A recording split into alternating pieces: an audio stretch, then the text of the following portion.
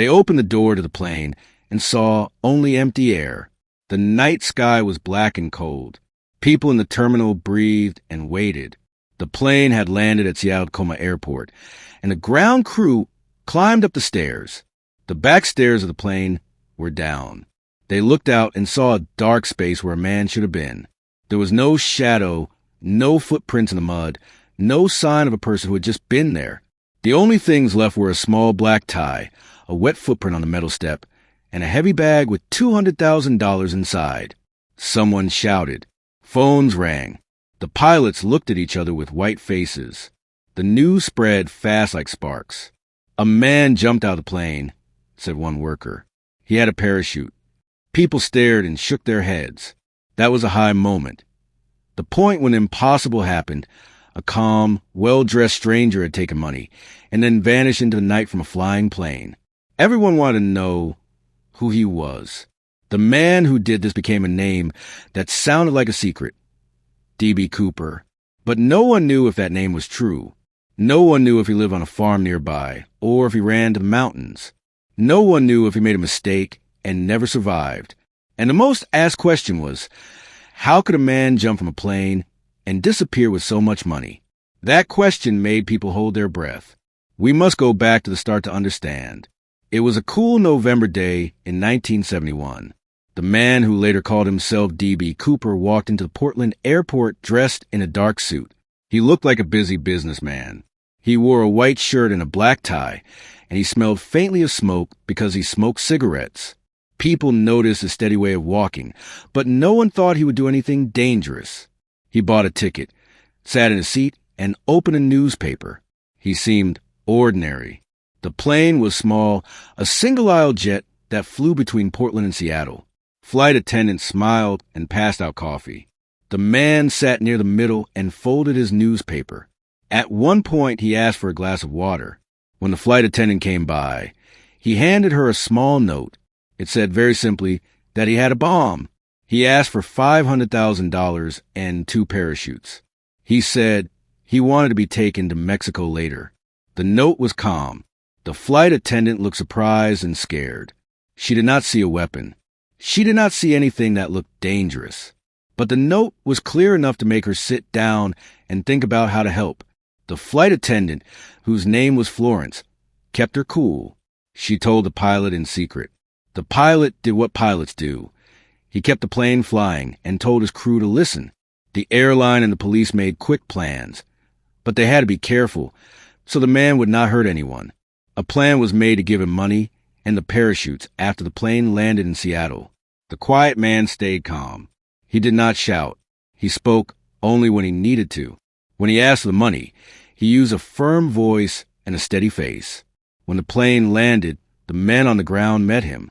They handed him a bag with the money, wrapped in rubber bands. The man checked the bills and put the bag under his seat. The airline gave him the parachutes. The ground teams obeyed the rules the police gave them. They wanted to free the passengers. They wanted to keep people safe. But then the man made a strange request. He said the plane should take off again. He did not want to leave the airport that night. He wanted the plane to start flying again and to head toward Mexico, but first to stop somewhere to make sure his escape would work. The pilots and the police thought this was dangerous, but they also wanted the hostages, the people on the plane, to be safe. They agreed to do what he asked for. The plane took off again with the money on board and the stranger sitting quietly, as if nothing had happened. People on the ground watched the plane lift into the dark sky. Cameras clicked. The pilot breathed and watched the instruments. The man who had called himself D.B. Cooper told the pilots to fly low and to slow the plane. He wanted the plane to be easy to jump from. People in the cockpit thought this was crazy and dangerous, but they followed his instructions. The darkness outside was thick and full of wind as the plane flew over forests and rivers. Then, over a stretch of river and trees in the Pacific Northwest, the man did something no one expected. He walked to the back of the plane where the stairs were. He opened the rear door. He had a parachute on, and a second parachute was ready. He had the bag of money. The pilots saw him moving. He had not been loud or violent. He was calm. He hooked the parachute straps and climbed onto the rear stair ramp. The plane was low and the wind was hard. what happened next is the moment everyone remembers. The man jumped. He leaned back and let himself fall into night. The plane was moving. The wind pulled at his clothes. The bag of money hung from his hand. He disappeared into the dark trees below. The stair ramp closed and the plane flew on. Inside the plane, people gasped. They called the name D.B. Cooper with shaking voices. On the ground below, people ran toward the place they thought he might land. The search began at once. But once the search team scoured the forest, they found almost nothing. They found bits of what could have been a parachute, and they found one clip that might have been from a seat. Mostly, they found broken branches and a place where the leaves had been disturbed. There were no tracks like big footsteps. There was no sign of a man carrying $200,000. The wind and trees can swallow a lot of things. The darkness can hide many footprints. Fingers pointed. The searchers turned to earth and looked hard, but the man was gone. The jump was the highest moment. The shock that pushed the story into legend. People tried to imagine what that night felt like for the jumper. Was it cold? Was he scared? Did he land safely? Did he get hurt? Did he get lost? The answers did not come. The mystery grew. Now we go back a little farther to the hours before the jump to see the small things that became big clues. Before he walked onto the plane, the stranger had bought his ticket under the odd name Dan Cooper. Some papers later wrote his name as D.B. Cooper, and the name stuck. At the ticket counter, he did not have a lot of money to show. He seemed like a quiet traveler. A few people on the flight later remembered his eyes, calm, steady, not angry. He smoked a cigarette and asked for a drink. He folded his newspaper like a careful person. He did not talk much. The note he handed the flight attendant was short and sure. It said he had a bomb in his briefcase. He asked for money, parachutes, and a clear plane. He gave the airline a list of demands, and they followed the rules because it was safer for the people. The plane flew to Seattle, and the man checked the money before the plane took off again. He rode in the plane calmly like a man holding a secret. People who watched him later said his clothes were neat. He smelled of cigarette smoke, and he had a thin black tie. He looked like a man who might have worked in an office. After the plane left the airport on its second flight, the crew and the police thought the man would just leave the plane. When it landed again, they did not expect him to jump into the dark. The pilots were told to fly low and to slow down. That is how the man made the jump easier. He had told the pilots not to turn on the cabin lights. He told them not to look behind, to keep everything quiet. He made people obey him without shouting. When he left the plane, the back stairs opened into the black sky, and the man stepped out. The sound of the wind was loud, and the plane's engine roared.